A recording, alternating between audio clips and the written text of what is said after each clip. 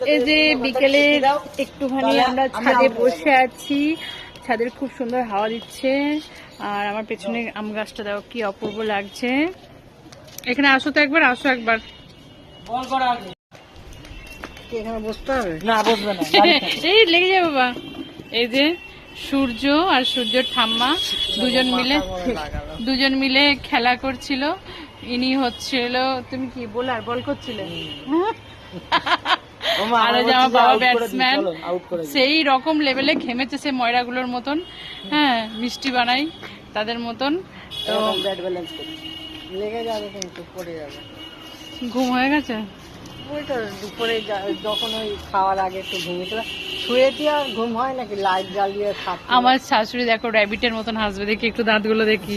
Rabbit দেখি, একটু সামনে দাঁতগুলো দেখি, দেখি দাঁত নেই।